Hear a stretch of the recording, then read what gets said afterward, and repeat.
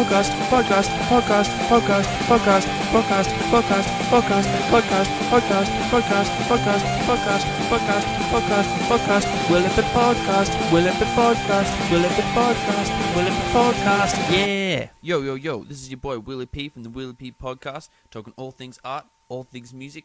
Hope you enjoy. And there we go. We're rolling. Well, welcome to the Willie P Podcast, episode 15. Thanks for coming on.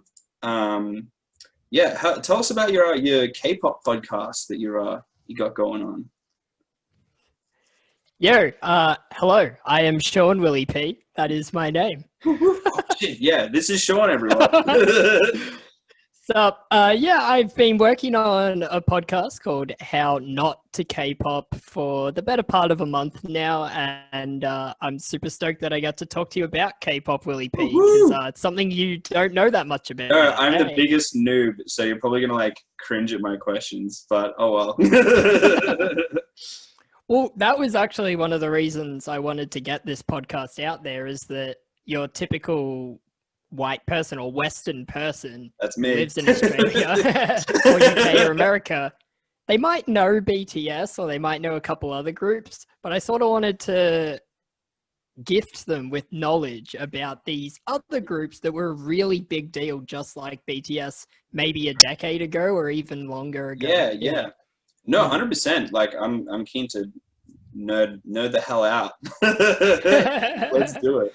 I guess first thing is was that sort of the reason that made you sort of decide to start, to kind of get more people sort of into K-pop and stuff like that, or sort of, yeah. But let's be real, it's selfish. I really like podcasting. I used to be on radio and I really love radio, and I was part of this local station that's only for people under 25, which unfortunately, I'm no longer under 25, so Shit. They boot you out into the world, kind of. Yeah, it kind of sucks, but it was a great experience, helped me build my radio skills, and I sort of sat around for a year and a bit. Well, I studied, but yeah, and then I approached my mate, who also had just been sitting around after radio, and I said, Henry, hey, let's just do a podcast about this. And he's like, yeah, let's totally do it, and it just went from there.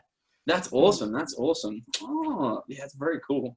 Yeah, it was sort of I was very much sort of a similar reason. I was kind of had Corona, and I was kind of bored, and I was I kind of want to talk to people about creative things. And it's crazy how much you learn from talking to different people, just how they go about, and even in every different creative field too, about their approaches and stuff, and it's cool, and it's helped me too, because it's I can steal everyone's fucking tricks to use for myself. See, that's the thing. All podcasts, every single one, have that selfish aspect, especially the ones with guests. It's I could learn something from you. Yeah, 100%. It's a free uni lecture. Thank you. Totally. You're the next one in line. Well, yeah, I guess the first thing is how did from someone not knowing a damn thing about it, how did I guess K-pop get started? And So obviously music in Korea has always existed, going back to when it existed in the US, so 1800s or whatever it started. And the history is much the same in that way, and up until late 80s, early 90s, it was very much a style of ballads or copying the US, so sort of that disco sound in the 70s like it was in the US. The 80s kind of more techno-y sound, I guess you'd call it, that new wave vibe. And then the 90s came, and this guy called So Taiji had a group called So Taiji and Boys, and it was their third album. They released this song called Come Back Home. And it sounds a little bit like a Cypress Hill song. It had this hip-hop vibe to it. Okay. And basically just blew everyone's mind. It just, everyone's heads exploded. It was a great song. It was super catchy. And everyone looking back now defines that as the start of what we know as K-pop now. Yeah. Before that, notable people that are kind of worth looking up could be Cho Young-pil, or this group called Sun Yu Lim. They did kind of psychedelic stuff. They were cool. Yeah. But Taiji, without doubt, is sort of the creator of the modern era. And it went from there. Every record label was like, oh my gosh, that sound, we need to copy it. Obviously, it always happens. Yeah. So we get other groups like Do in particular, who have a pretty cool story because one of the members had, it was a duo, and one of the members had a weird girlfriend who ended up killing him. So that's like a really bizarre That's story. some mayhem shit, man. Yeah. So that was really wild. That's insane. They're still talked about 25 or so years later, which is also kind of crazy. Wow. And then you've got, I'd say like a couple or a few quiet years, and then the big players come in and are formed. SM Entertainment, YG Entertainment, and JYP. Yeah, those are the big three companies and have been up until only recently. Yeah. And SM in particular came out on fire. They had groups like HOT and Shinhwa, and they were really big boy groups, basically doing a bit of a Backstreet Boys thing. There was definitely that influence. Okay. And in terms of girl groups, they were doing maybe like a Britney Spears or maybe a 90s, like Madonna kind of sound. Yes. And yeah, so I guess to sum up, and this is carried on through the entire time, Korea definitely puts a bit of an American influence into their sound, 100%. Yeah. But it's just that little bit different. It's got that edge to it that makes it special and really amazing and creative and out there kind of. Yeah, that's so. Because I was going to say too, like, did when that, I guess, first song kind of like took off in, did it become big in America as well, or did it kind of stay big, like just get big in Korea and then Well, that's the huge problem of that time, and even early Korean music. It stayed in Korea simply because Internet 1.0 was around, not 2.0, where everything's very instant and easy to get. Yeah.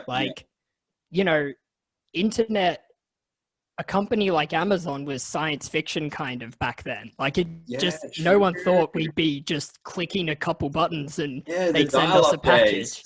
Yeah, shit. Yeah. Floppy disks. Yeah. Woo-hoo. Man, that would have been like before, because my time was like LimeWire. That would have been like even before that. Like, wow. It was just before LimeWire. I'm so glad you bring up LimeWire because I remember LimeWire. Oh, days. And Pirate Bay. Goddamn. Oh, that's still a thing now. But yeah. To be frank, even back then with LimeWire, Korean music wasn't really making an impact unless you knew Korean language.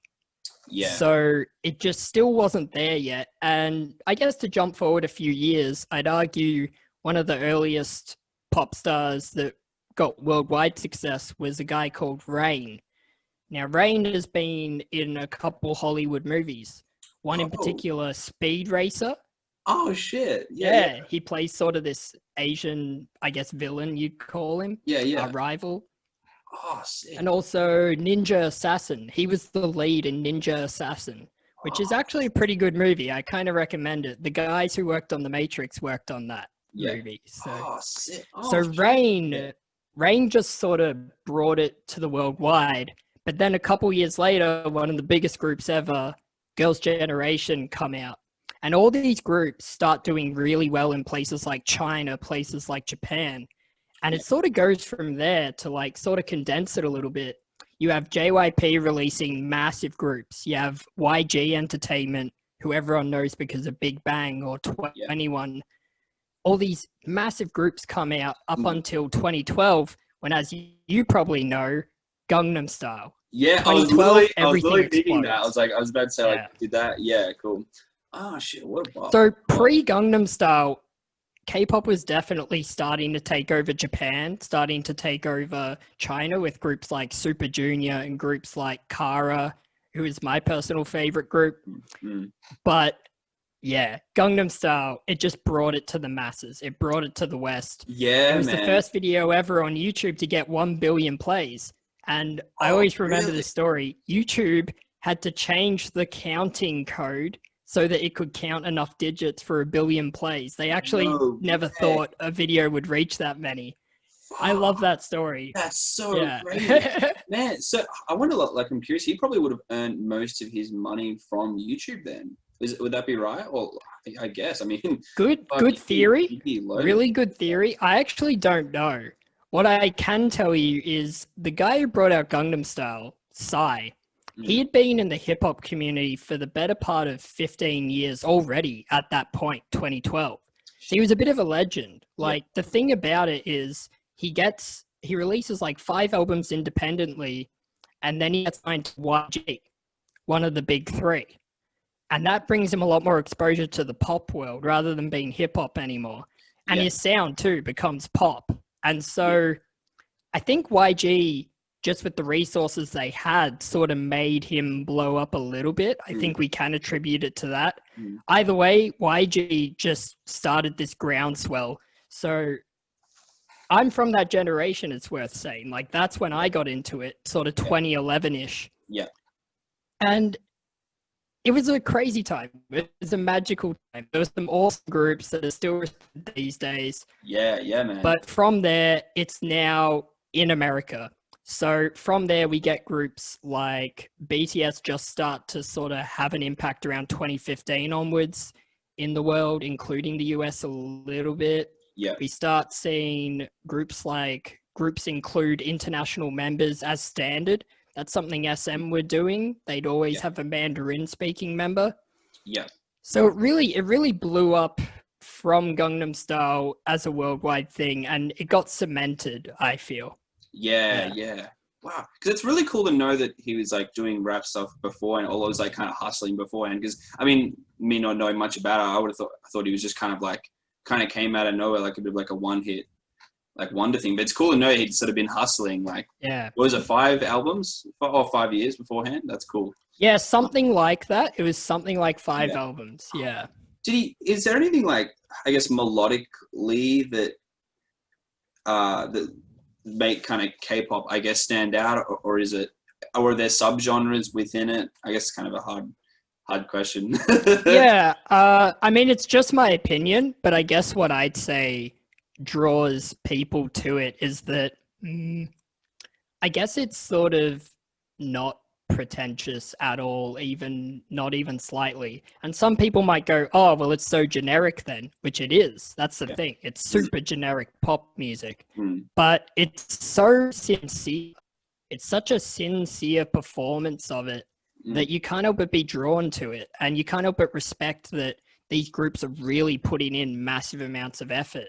And I do attribute that to the companies as well. The companies need credit here, because they're training their pop stars for years on end. It's not like a Little Pump story where he just comes out with something and blows up. It's years and years of marketing, training, putting money into these artists.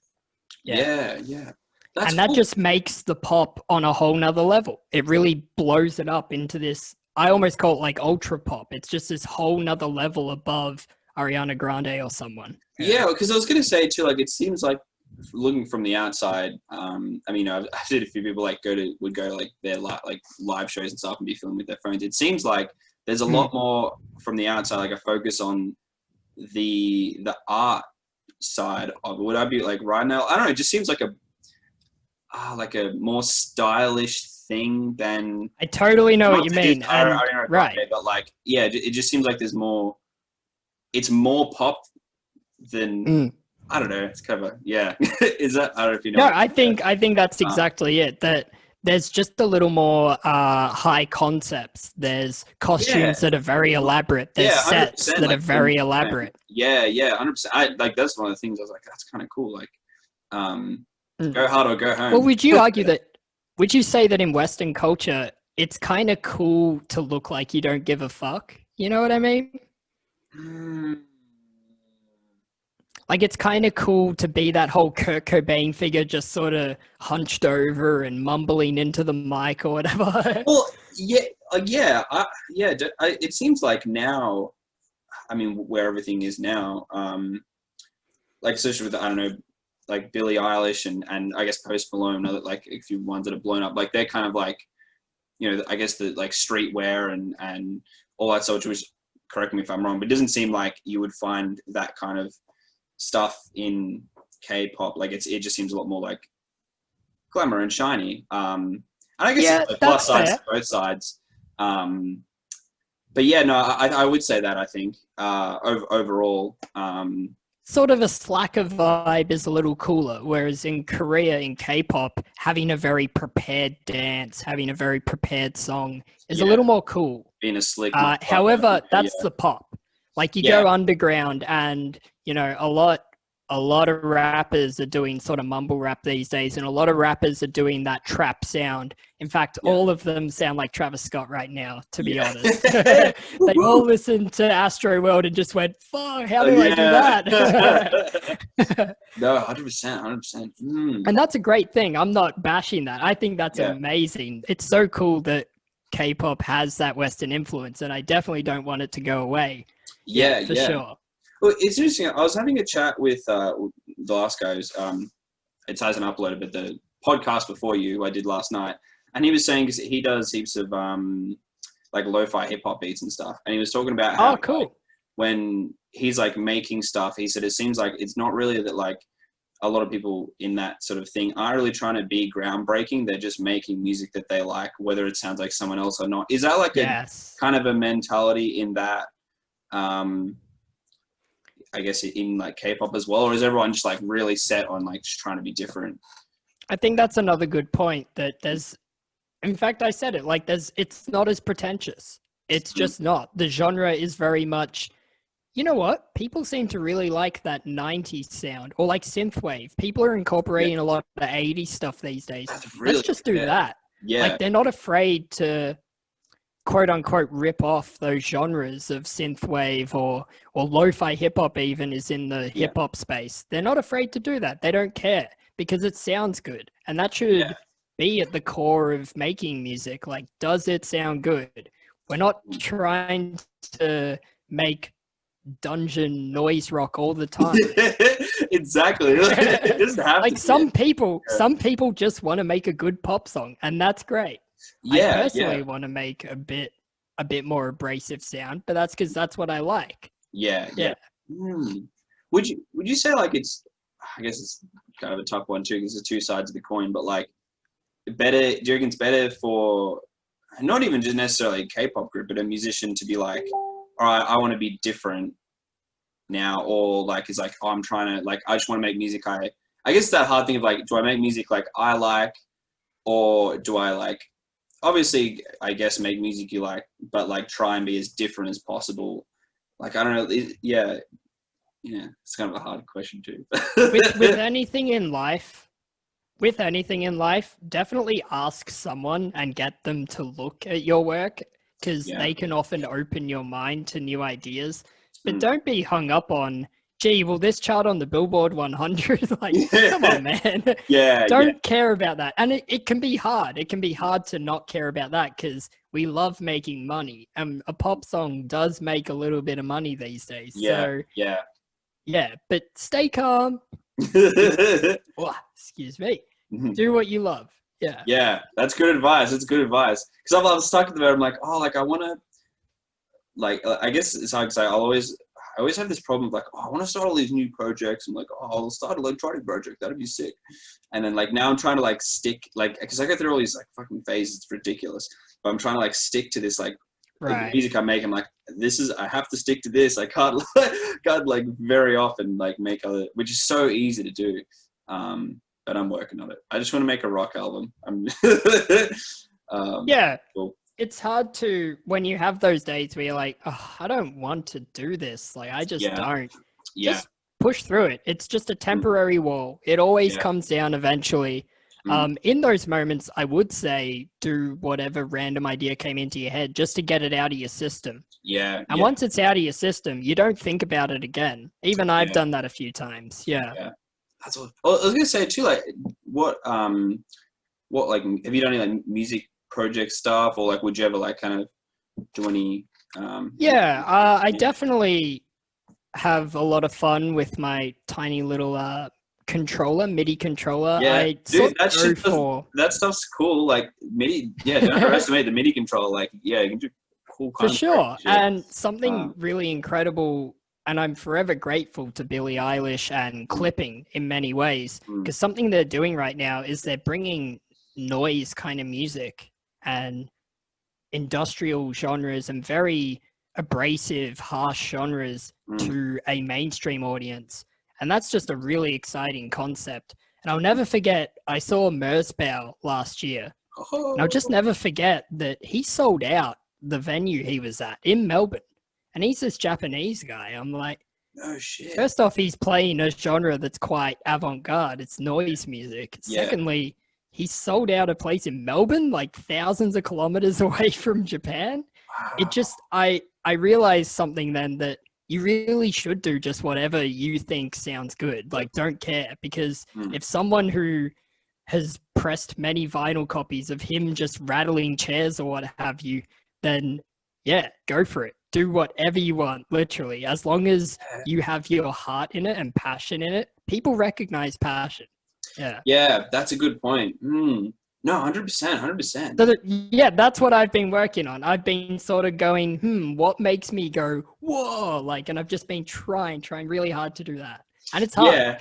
No, yeah, it's tough, man. No, that's really cool, though. Well, because I was going to say, like, going back to, I guess, Billie Eilish and all that stuff, like, did that influence, I guess, K-pop music in any way? Like, did you notice, like, that kind of sound coming out in newer stuff, like, from, again, like, being influenced from, like, Western music, or the other way around? Like, did you notice, like, some stuff happening in Korea that you were like, oh, that's, like, these guys are doing this now. Right, like, the other way. Yeah. That's interesting, because the other way, I would argue, not really happening. There's maybe...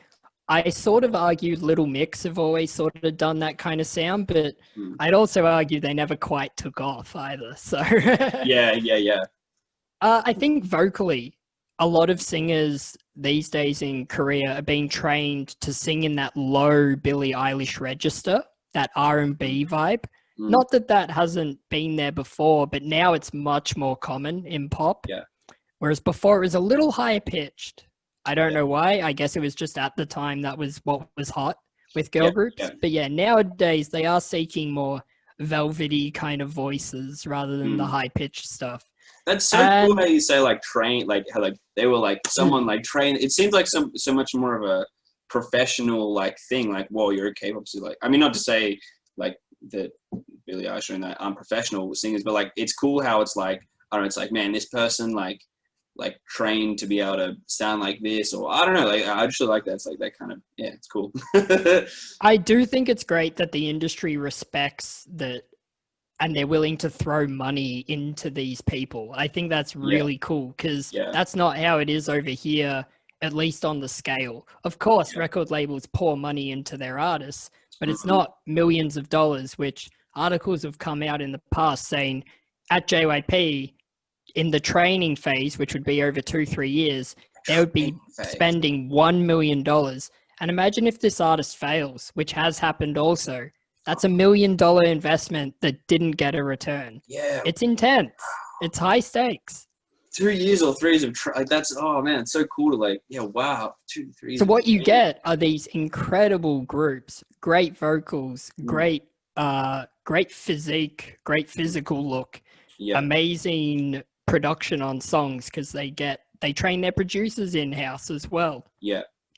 So yeah, I think you get this really incredible space, and it's a great example, K-pop, of an industry that pours money into it rather than just sort of the scrappy young people going, hey, want to join my label, release some vinyl? yeah Which sort of happens here. Yeah, it seems like such a better way of like doing it. And even it surprised me too, like even from a financial perspective, like if I was like a big label, like why would you not want to, like, I don't know, like kind of do what they're doing there, just like train this person for 2 or 3 years or whatever, and then be like, you know, I don't really know if that, and I could be wrong, maybe that, I mean, there probably are a few Western artists too, but I don't really know of that kind of like, I don't know, industry thing. I don't know, just like, would you say the industry's better over there, the whole music art industry, and does their government help a lot with that? I don't know. Not necessarily. I'd say the government doesn't help that much, but these companies are set up so that they have like a board of directors and investors pouring money into them. Fuck, So that's sort of where they get their resources. Oh man, It's also I want an through investor. just Fuck, that's so sick. it's also just been that successful. Like these big three companies, SM, YG, and JYP, were just phenomenally. They were selling records at phenomenal rates in the millions when CDs were still cool. Yeah. Yeah. Wow. So they've got that resource now just from being successful. Keep that in mind. And I'd say the industry, it's tough in a different way because once you do become big, because you're on a contract, so as an artist, you have to work 18 hours a day, not on music, but just appearing in the public spotlight. So you'll be doing hours and hours of what's called variety shows. It's a little bit like, you know how we had Rove back in the day? Yeah. Yeah, it's a little bit like that. So you have a comedian sitting down with these artists and playing games with them or leading up to funny moments. And they're really great. They're really addictive. I love them. Yeah. But it's just completely unlike anything in the West, sort of. Yeah. And to shoot those, it's hours on the set. And then they edit it down into 1 hour. So, and music videos, oh man, there's legendary stories of everyone having to stay up for 18 hours or 24 hours because the budget for the music video was very, very small, and they're just trying to condense it into 1 day of filming and shooting. Shit. So it's tough because obviously idols get criticized for looking tired and being tired and grumpy. You know, if they ever appear tired and grumpy, it's like, oh, this person's so rude, whatever. Yeah. So it's a tough life being an artist in the K-pop industry, but I also recognize that there are managers and stuff that have to be with them for those 18-hour days. So they're working real hard too. Yeah, fuck, wow, that's very interesting. Yeah, shit. 'Cause people, is that like the biggest, is pop music would you say like the biggest kind of genre, I guess, overtaking everything at the moment? I'm sure there's probably exceptions. Like I'm sure there's probably rap artists like Billboard, but like, yeah.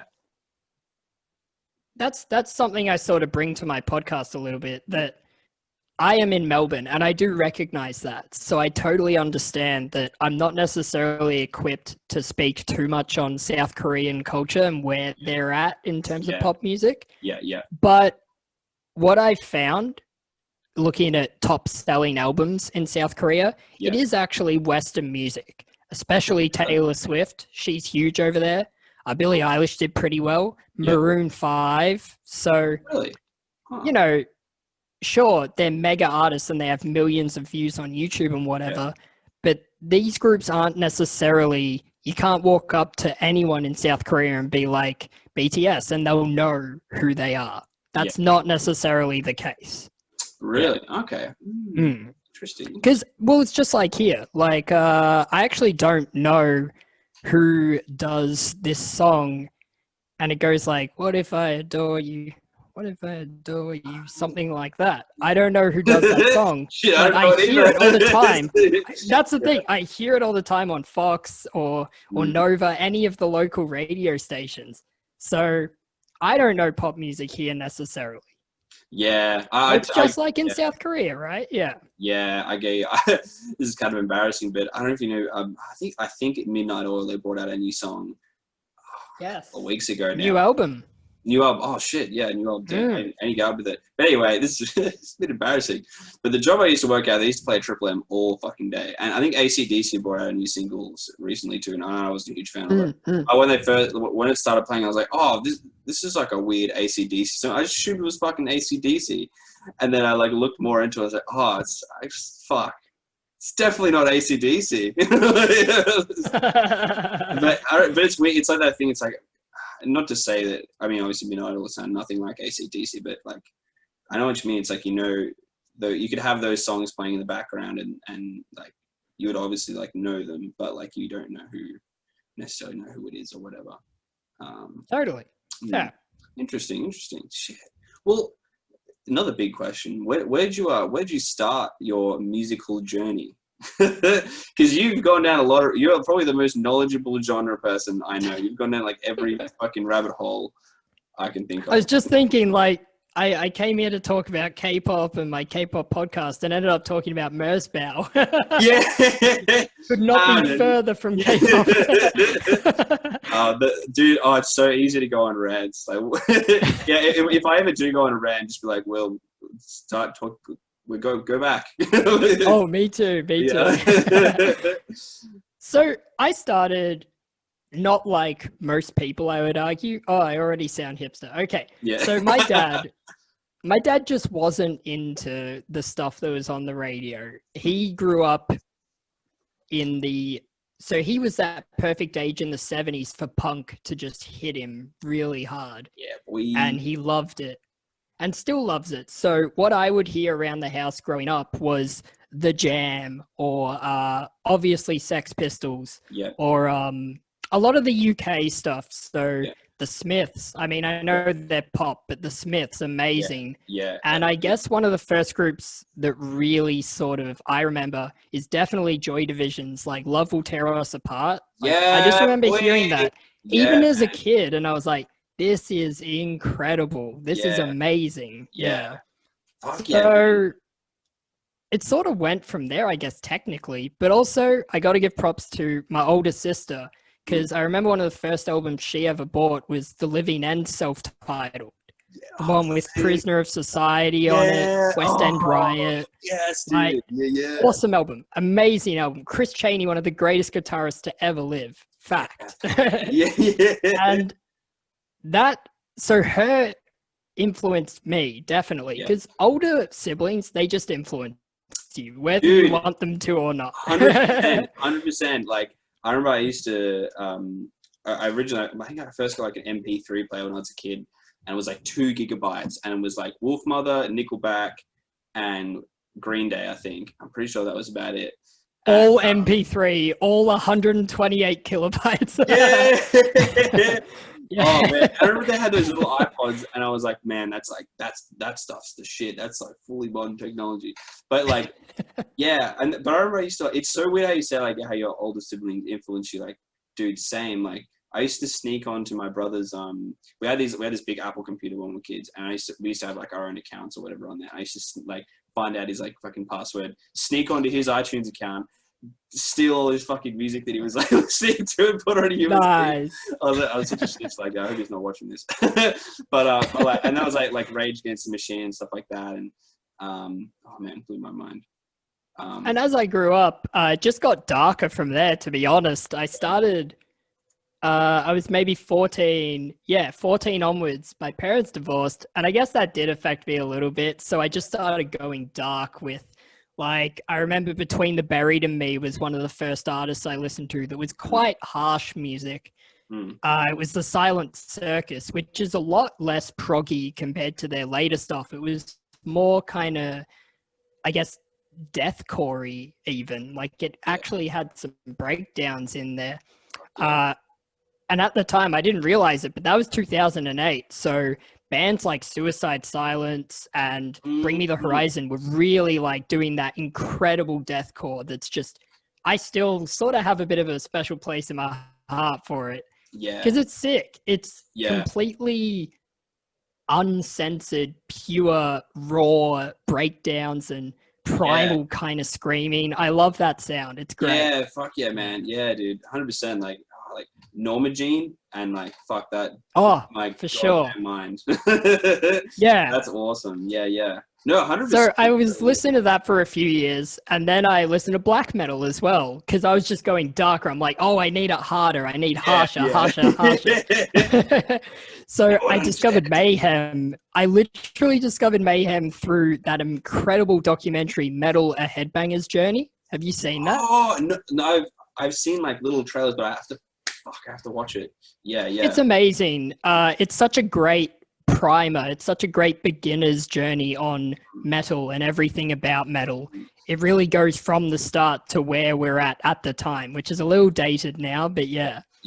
And that's how I discovered Mayhem and the story about the necklace made out of the fragments of the skull of the dude that committed suicide. Yeah. Oh, did you watch the movie let them, is it something chaos? Let them be chaos. Let them be chaos. The one about chaos, and there's also Let the Light Before the Light Takes Us, which is more the documentary style of that. Oh fuck! And it's regarding the church burnings and just how intense the whole scene got. Which I guess I'll admit, yeah. Oh, sorry, keep going. it was a phase. Black metal, and I suspect it is for most people. It was a bit of a phase, but it was fun. Yeah. Well, because I was gonna say like too, like you were saying before about some of the like gnarly stuff that kind of happened, like K-pop. Like, is that like a thing to like? Is there a pretty is it a pretty gnarly history like within K-pop as well, with like weird shit like that happening? Like obviously people dying and stuff like that. Or I mean, I'm sure there's probably a few artists in every genre. But like, is there any like I don't know, specific like crazy stuff that? I guess the biggest things that have come out recently and fairly recently is there was this band Big Bang and this member Sungri, and he was part owner of a couple of clubs in the hottest space, Gangnam. Yeah. And unfortunately, in one of those clubs, there was all this assault going on. And it's even gone as far as to accuse them of trafficking, allegedly. Oh, so it's still going on in the courts right now. Yeah. But whilst that came out, this, I guess it's like a WhatsApp chat room or even like a Discord server came out with all these K-pop artists or indie artists as well, posting videos of like girls they've slept with, posting their nudes like illegally. Allegedly, that's what happened. It implicated all these famous people. It was such a Me Too moment, I'd say, in Korea. Yeah. So, and look, it has been a little bit rocky, but nothing that serious up until this point. So that was like really intense. Yeah. That's crazy. Because like, is it a rebellious genre? Because it's so weird to think like, because it's so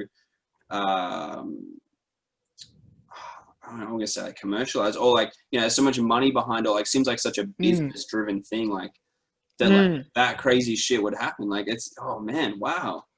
Yeah. Yeah, I think everyone was a little bit shocked because it is quite manufactured, and we don't mind that. It's not like a bad thing, but that's the way it is. So to hear that these idols were doing anything nefarious, like, it's so funny to parallel it with black metal because people were dying in that scene. People were like, there were church burnings, murders. There was people went to jail. Burzum went to jail. It was such an intense Dude, it was thing. Gnarly as fuck. Yeah. So K-pop has never come close to that. There's been a few like rappers that do diss raps on each other, but and I think one or two were involved in gang stuff allegedly, but it's never really come to as hardcore black metal kind of level shenanigans. Gnarly. Yeah, shit. Wow. That's very cool. Wow, that's gnarly though. Yeah, shit. Well, because like, when did you start getting into like the K-pop stuff with you around? Oh, right. So so I'm listening to black metal. I'm listening to death metal, Black Dahlia Murder, all these groups. Woo-hoo. And I guess at some point, right. So I start to be like, this music's actually having quite a negative effect on me. It's actually making me feel kind of bad. It eventually got to me. And it's because I was only consuming that. Like I was all in on it. So when you're listening to that day after day, it's kind of like screaming at a baby. Like it'll affect you eventually. It'll make you feel a bit down. Yeah. So I decided to just go and listen to some pop punk. And a really huge moment was the Wonder Years Upsides. Yeah. And something Soupy was saying was, you know, I'm not sad anymore. And that was such an incredible moment for me. It just really hit me hard. I think because I was an emotional 16-year-old. Yeah. No, fair enough. But I also think it was partly just the timing, a little bit like with deathcore, like 2008, 2010 onwards, huge for pop punk. Yeah. Massive. Yeah. You had The Story So Far just start to sort of come out from the woodwork. You had Man Overboard crushing it. Like, you had all these bands just doing really, really good music. And so I just got into it. I rode the wave. I was like, Yes, and still to this day, like right now, Story So Far t-shirt. Yeah, woo! Shout out! I just am mad about it all to this day. In particular, Knuckle Puck, they are awesome. Real Friends, they're quite good as well. Yeah, so I went all in on that genre for a few years, and then one day I just thought, you know what? I already like sort of anime songs, so why not explore that side of pop for a little bit? Yeah. Anime songs, by the way, are awesome. Yeah. The rock songs you get from anime is kind of bizarrely good. Whereas most, like Community or Modern Family, have these sort of corny theme songs. No, not in anime world. It's a full-on rock song. I think it's the Kill la Kill, that intro. Oh, great one. Sick. It's like, I believe that's Hiroyuki Sawano does that one, and she's awesome, amazing producer as well as just rock artist. And so I got into bands like One OK Rock, which are kind of big now. Like they're signed to a US label, and I think Fueled by Ramen, and started listening to all of that, and then got into groups like AKB48, so a little bit of J-pop stuff. Nami Amuro is another big one. She's this awesome, almost like a Madonna type artist or Kylie Minogue type artist in Japan. And then started to find K-pop through that. So it was all the groups that were successful in Japan that I was listening to. So that would be Girls' Generation and Kara in particular, because Kara just really are amazing to me and one of the greatest groups ever. They're just fantastic. That's awesome. Does the aesthetic change between a lot of like the groups and stuff? Like, is it, or even like aesthetics, is it quite similar? Yeah, I guess it's kind of a hard question to like. I guess a few of your favorite artists, I suppose, like, is each kind of K-pop artist like quite, and no, obviously maybe not the sound, but like different, like, I don't know, the way they dress or whatever, like. That's actually what's so awesome about it. You do get this variety in concepts. So like one of the main groups I can think of is Big Bang, are sort of legendary for that. They'll, even within themselves, one music video they'll do a ballad, next music video they're doing a trap song with these really flamboyant like cars that go boom boom. Yeah, that's awesome. Stuff like that. Awesome. Yeah, and they'll have just incredible costumes. There's also VIX. VIX is sort of this concept group where they did a superhero thing for a while. Then they did a horror thing. So they had albums called like Hide and stuff like that. And they did a voodoo thing called Voodoo Doll. So all these groups have these really elaborate concepts thought out. And that's something BTS took to another level by literally releasing movies, like feature, highly produced, glossy movies as part of their album releases. I love that shit. That'd be part of their music videos. So you click on some BTS music videos and they're 15 minutes long. You're like, what? What's going on here? Well, I can totally tell, like, as a fan, like, I would love that shit. Like, that would be so sick. That's sort of the other side of it. If a group doesn't take you, you're just like, oh, go away with your 15-minute music videos. Like, I am not interested. Yeah. Stop. That's so cool. That's very awesome. Well, it's interesting too. Like, it's cool how they all have like their own, aesthetics and stuff. 'Cause it's interesting. I was watching his obviously very kind of off topic too, but you know, Hans Zimmer. He was sort of had this like, kind of line. I think he was advertising his masterclass, and he was like, he was like, oh, you know, like you can write a story about like the same thing, but like change the melody or like the aesthetic of something, like the tiniest bit, and like it makes a completely new perspective on it. And like, is that kind of like I guess a thing like because is the lyrical content, I guess, quite similar as well as the melodies, and like I guess with the lyrical content stuff too, like is it because of the obviously different aesthetics, like does that make it a different, like does the aesthetics like really help like make it a different vibe and stuff like that? Right. Yeah. So that's a very loaded question. But that's exactly it. Like you've hit on sort of what makes K-pop so special. Is it's definitely familiar. You're like, oh, that hook, that da-da-da. I've heard that before. Yeah. But you're also like, this is incredible anyway. Like the particular instrumentation, the particular beat might be just extra super good. And the visuals, you know, some people even say, like even my girlfriend, she much prefers watching the music video with the song. She's not as cool with going on Spotify and listening. It's just not the same experience. So K-pop is as much a visual experience as it is auditory. That's very interesting. Different. It's different to Western pop. You can just put on Billie Eilish and be like, yeah. Or you can just put on I guess anyone. Like you can put on Sam Smith. I actually think that that's a pretty awesome artist. And listen to the wonderful voice of Sam Smith. You don't need that person appearing in front of your eyes. Yeah, that's very interesting. Wow. Shit. What would you recommend as I guess like a couple of artists to start off with, like as someone like kind of new to it?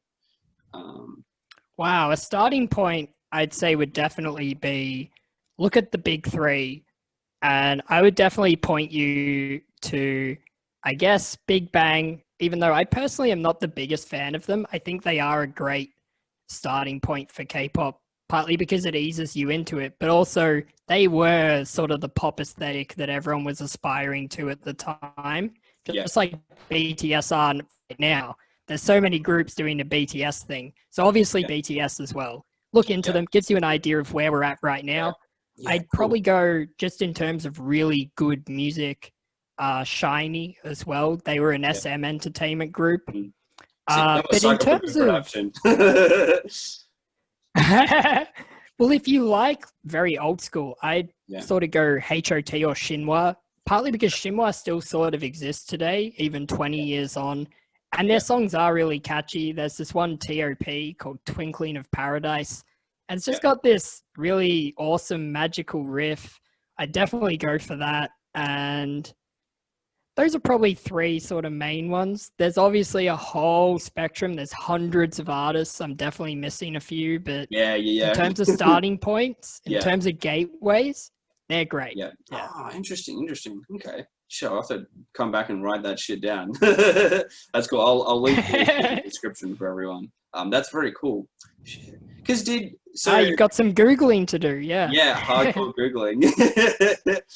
So the genre when it first came, it definitely came from like Western culture influenced that first, or like did they kind of invent it as well as like, and I guess every artist is different, so that even sorry, popping out real hard questions for you here, because I suppose like it's kind of hard to be like. Look, that is a bit of a toughie. Like they're extremely interconnected, and I'm not going to be the one who sits here and says, "Oh, it's just doing what the West does," because that's not K-pop. It does take in traditional Korean music as well as what was popular in the 80s, 70s. Well, even looking from the outside, people like Cho Young-pil is still influential.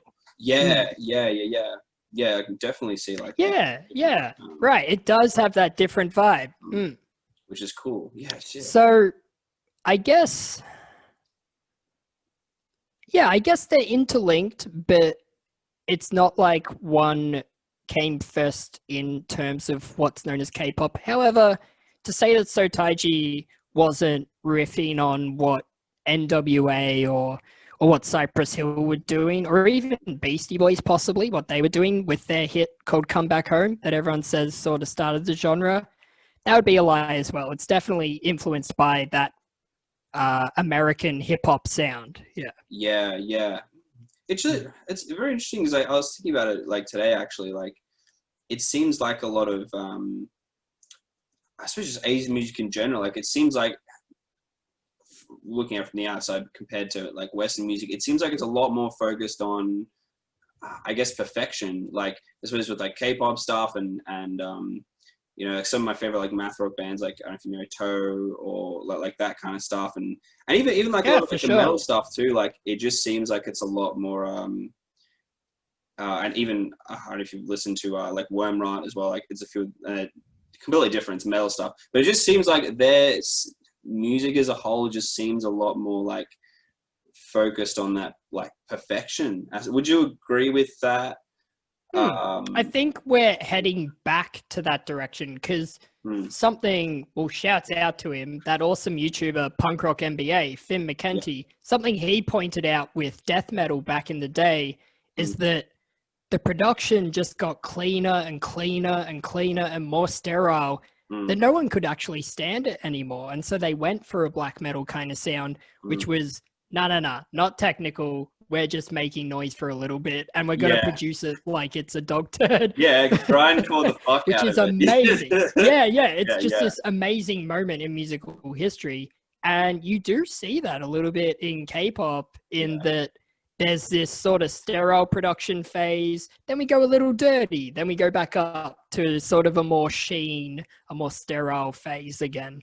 I'd say we're probably sort of on the up for a more sterile sound, but that's just waiting for the next hot thing to drop. This is another toughie. If you could change anything about the K-pop scene or just like, anything, like, is there anything you would kind of change about? Because I mean, one of my mates told me, and very, very wrong. Shout out to Luke Bender. I'm calling you out, Luke. We were talking about it, like K-pop in general the other day, and he was saying how, like, I think we're talking about the Trump rallies, and apparently, because a bunch of people did, I guess in Korea didn't like Trump, they were like bought a bunch of the. I think he hired like a stadium, or whatever, and they bought a bunch of the tickets for the American one, and then no one rocked up, so it was like a few thousand tickets just he thought a million people would turn up because all these people on TikTok were like, hey, if you can go ahead and sign up but then not turn up to this guy's party, that'd be great. And people did that. I get it, because it seems like a really, like, I mean, that's a really cool thing they did. Like, it seems like quite a it seemed like quite, I guess, brutal, like, in a way. Like, is that, I don't know. Oh, it's mean. Regardless of which side they're rooting for, it's a mean thing to do. But like, even like the scene in general, like, are people like pretty like, and again, I don't know why I'm going back to black metal here, but like, like, there's quite a, like, there's like that extreme, like no, like, black metal has to sound like this to be true black metal. Like, is that like thing in K-pop as well? Like, it's like, no, it's not K-pop unless it's this. Like, is there a wide? I mean, there's always going to be extremists in every genre, but like, is that kind of like a big thing? But like, it has to sound like this, and this for it to be even classified as K-pop. Like, is that kind of like a thing? Yeah, I think there's definitely, I'm guilty of it as well. There's definitely a little bit of, this is just a rip-off. That happens over and over, but that's the spirit of the genre in a way. Not K-pop. Pop music is meant to be trendy. It's meant to be having a creative input on the trend, what's hot, which right now is definitely 808s. Like, there are thousands, possibly millions of songs that have 808 bass and drums in it nowadays. But that's what's magical about it, right? Because you get these amazing creative sounds coming from that. So it's nothing to get too hung up about, but people do get a bit like, this sounds just like BTS. This sounds just like Blackpink. Like, who cares? It's awesome. It sounds good. It's a well done song. Just enjoy it. But I'd say in terms of changing something in the industry, it is the fans a little bit, just a little. They get a little bit, how dare you say this negative thing about my favorite group? Like, calm down, people. Like, critiquing is what makes you better. So just let us have our opinion as well. Like, calm down. But also, just stop. K-pop industry, stop working your artists so hard. They're pulling 18-hour days for weeks on end. It's just too much. And you see it take that toll on them. So the fans, they're also kind of negative intensely, and that has resulted in idols having depression and all that. But it's also how tired and fatigued they are. That makes them depressed as well. So we do need that to really be lifted and just have some more fair labor laws regarding idols. And that'll fix so many parts of the industry just naturally. Shit. Wow. No, that's very interesting. It's cool. Like, it's a tight, it's cool they were able to do that. they're like going back to like the Trump stuff. It's cool. Like it's quite a tight I don't know. It's an amazing world that we're in now, because it used to be, there's even been Korean dramas about this. K-pop fans would sign up to a mailing list, but not internet emails, a magazine. So a fan club, whoever the president was, would prepare this magazine and send it to fans of the group. Whereas now we can hit up people on Instagram, artists on Instagram, and chances are they will read it. It's crazy. It's an amazing world. It's so cool, but dangerous. You do get those negative people. Yeah. Wow, interesting. Shit, give me a lot to think about. That's awesome. I was going to say too, going into the nerdy production side of things, like, I guess because of there's that like focus of like, and I suppose it's all pop music, like being so perfect and stuff.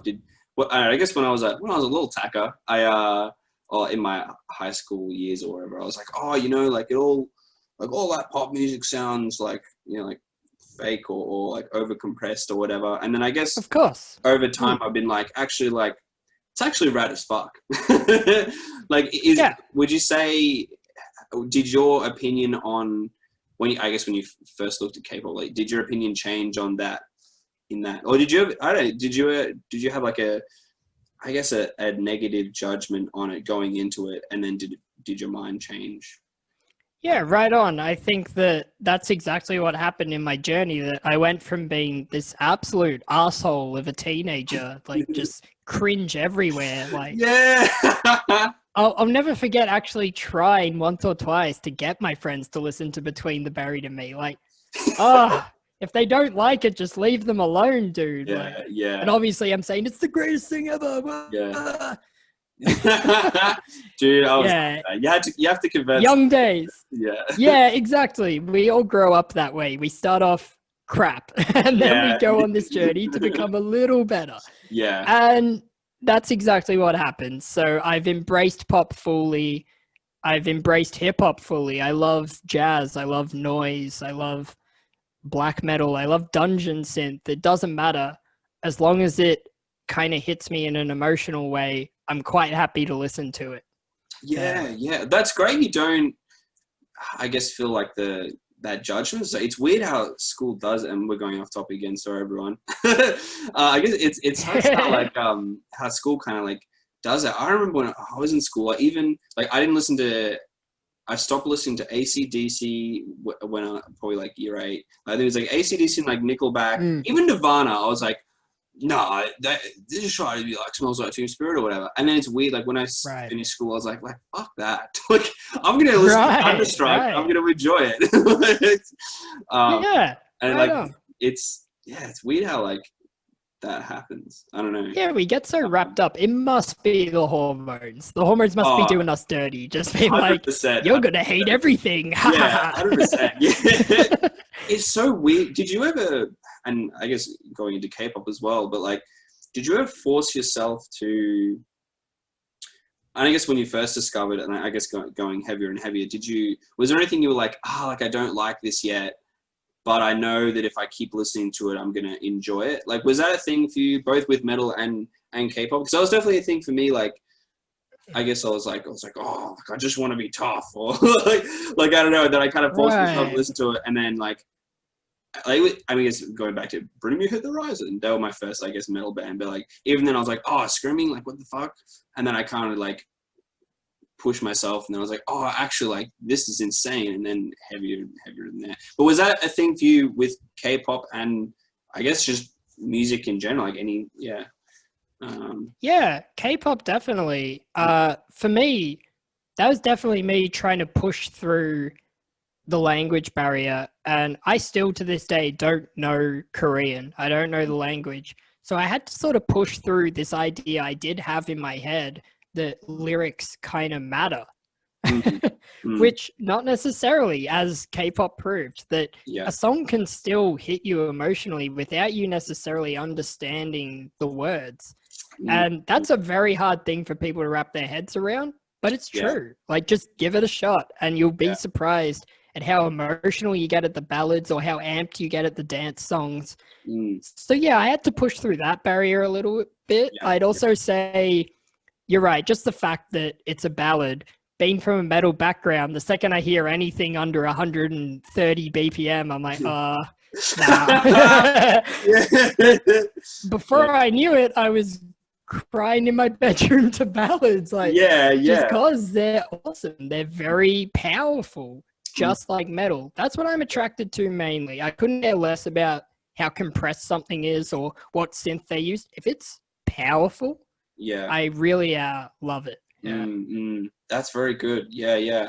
That's a really cool way of like looking at it too. Like, shit. No, that they're spitting some fucking truth bombs there, man. That's really cool. Wow.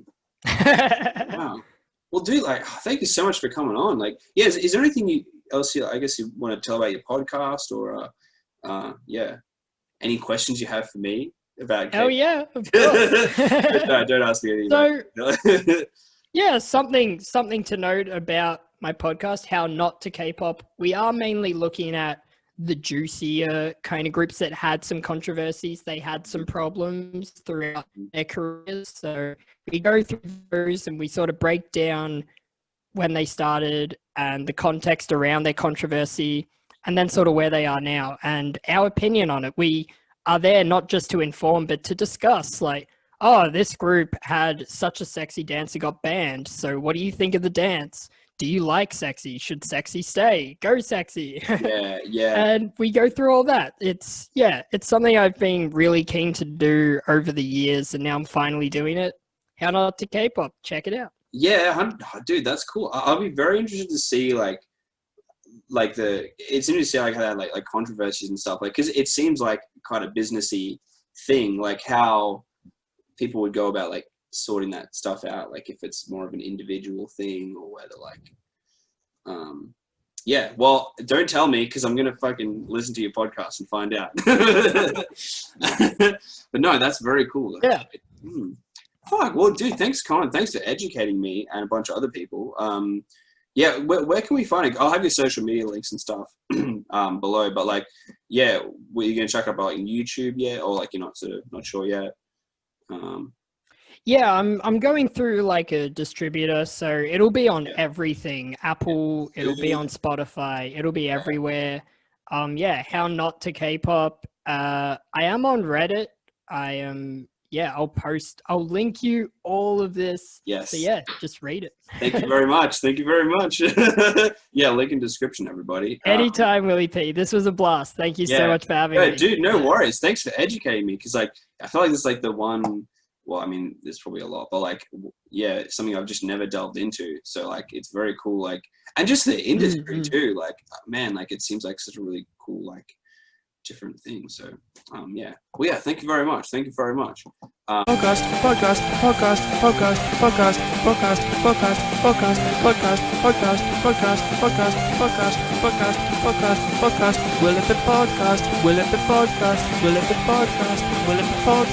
Yeah. Yo. This is your boy Willie P from the Willie P Podcast, talking all things art, all things music. Hope you enjoy.